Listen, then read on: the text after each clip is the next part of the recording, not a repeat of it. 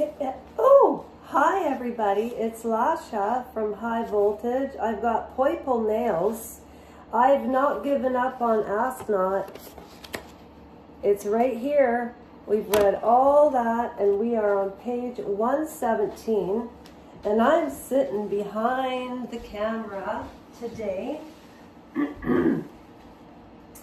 Okay, we left off on page 117.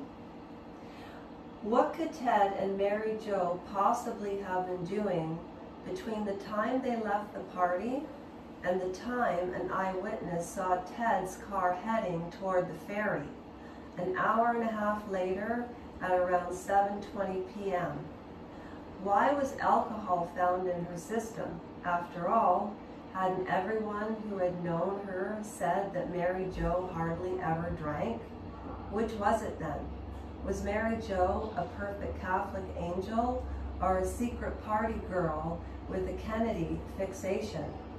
Ted said she had asked to leave with him.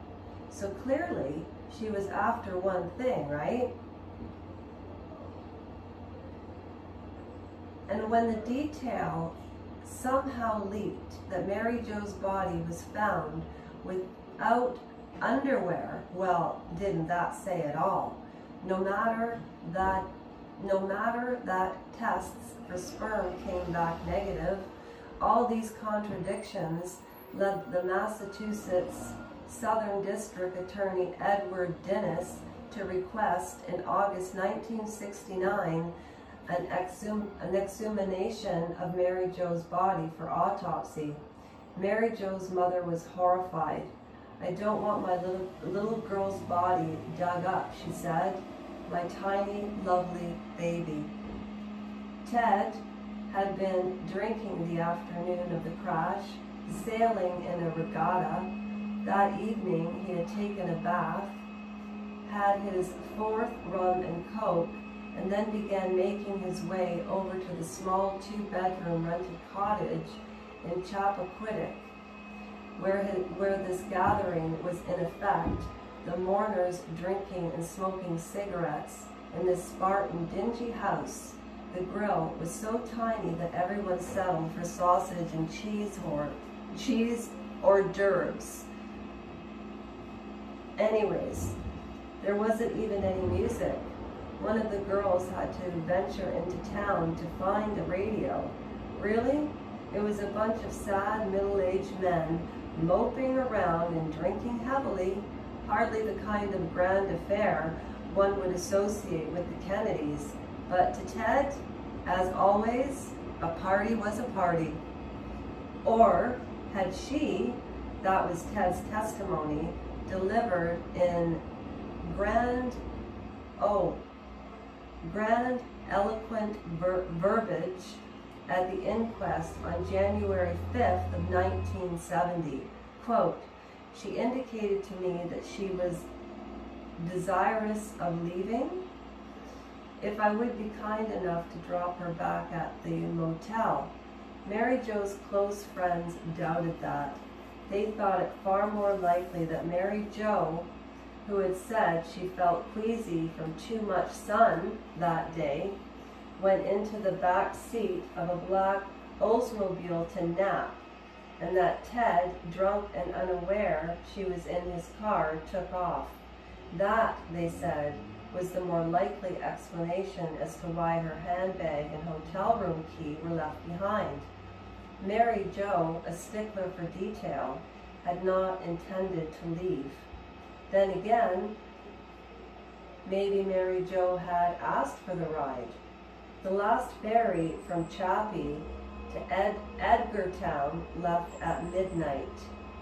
Maybe she looked around and she saw that no one else was in the mood to leave and hadn't wanted to crash on a hard, dirty floor. Maybe, in her haste, she simply forgot her bag and key, and those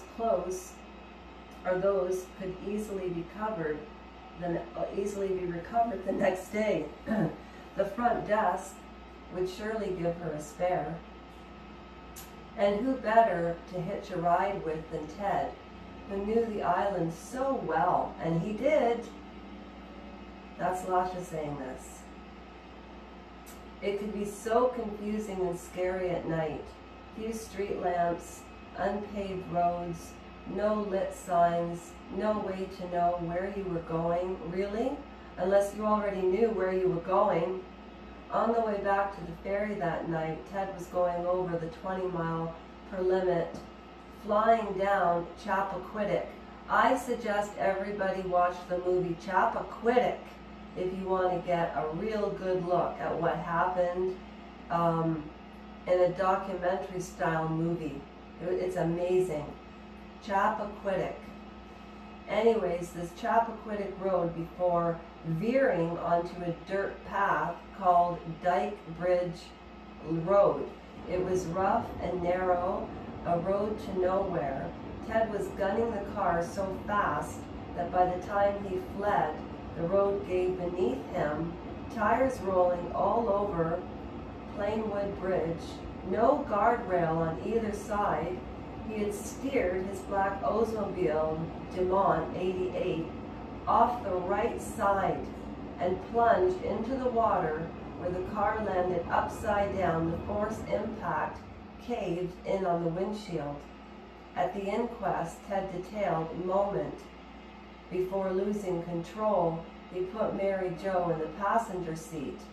He quotes, "I recall the movement of Mary Jo next to me, the struggle, perhaps hitting or kicking me, and I at this time opened my eyes and realized that I was upside down. The water was crashing in on me, and that was pitch black, and I was able to get a half gulp, I would say, of air before I became completely immersed in the water. I realized that Mary Jo and I had to get out of the car. I can remember the last sensation of being completely out of air and inhaling what must have been a lung full of water, and assuming that I was going to drown, and the full realization that no one was going to be looking for us until the next morning, and I was going to get out of that car alive. Then somehow coming up to the last energy of just pushing, pressing, and coming up to the surface. I have no idea in the world how I got out of that car. Mary Jo was still alive. If Ted, strapping, athletic, 6'2", an excellent swimmer, could get himself out, surely he could rescue Mary Jo. He tried, he said. The water only came up to his wrist, he said. He dove again and again. I was doing everything I possibly could to get this girl out of the car. To get the girl out of the car? He can't even call her Mary Jo. The girl, the blonde. Oh, I didn't even know it said that. The girl, the blonde, the next day's headlines. Teddy escapes, blonde drowns. These words were buried under the top story. JFK's dream realized. The front pages of every newspaper in America with astonishing images. Men walk on moon. The American flag had been planted there. All the astronauts survived. The country was turning toward futurism again and hope.